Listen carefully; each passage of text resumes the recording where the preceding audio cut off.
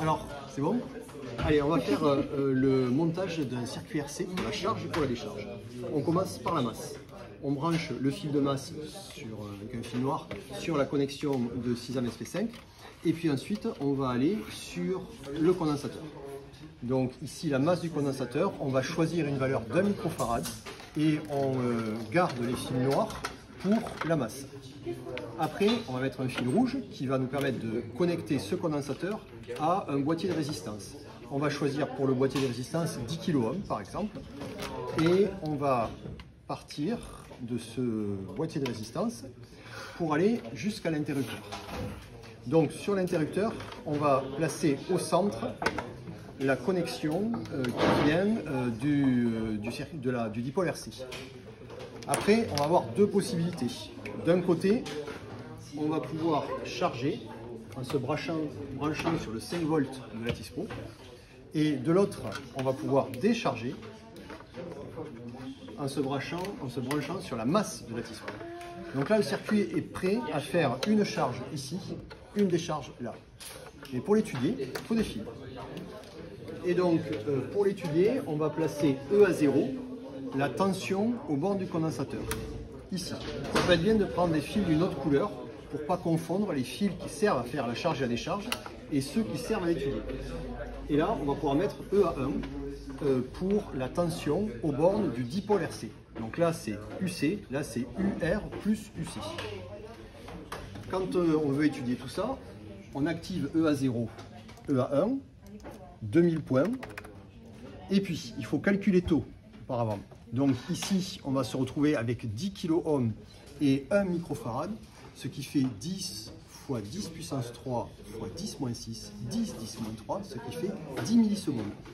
Avec la source de déclenchement dont on va avoir besoin, avec un pré-trick de 25, pour avoir un taux de 10 millisecondes et 5 fois taux de 50 millisecondes, il faut avoir une durée d'acquisition qui soit de 7 ou 8 taux, donc on va mettre 80 millisecondes.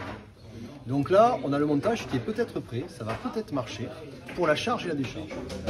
Donc on fait L10, sens montant, il attend. Ouais, très bien. On va mettre un déclenchement à 1 volt, là on était à 0. On met le déclenchement à 1 volt et il attend la charge ou la décharge. Donc là, c'est sens montant, c'est pour la charge. Boum, on a la charge. Donc calibrage. Et là, on voit qu'il y a une erreur parce que la tension E à 0 et la tension E à 1 sont identiques. Il faut se placer ici. On va recommencer pour pouvoir avoir les deux tensions. Voilà. Donc ici, E à 0, on peut relier les points pour que ça soit plus correct, plus facile à lire. Et propriété E à 1, on va relier les points. Donc on a la tension E à 1 et la tension E à 0 pour la charge du condensateur. On peut déterminer tout, par exemple, avec traitement modélisation. On va pouvoir glisser la courbe E à 0 ici, choisir un modèle. Même si on ne connaît pas la formule, c'est pas bien grave, on a la forme ici. Et ensuite délimiter la partie qui va être à modéliser. Calculer le modèle, ça a l'air de rouler. Et ici, on a la valeur de taux qui est comme prévu, donc 10 millisecondes, 9,996 fois 10 moins 3, on a tout. Voilà, donc ici, on a pu déterminer taux par la modélisation. On peut aussi utiliser le réticule et puis 63% de la valeur finale ou bien la tangente. Par exemple, quand on regarde l'outil tangente qui est ici, on peut tracer la tangente à l'origine qui va nous permettre de déterminer taux avec le réticule. Donc pour ça, une fois qu'on a tracé la tangente, on termine, on fait réticule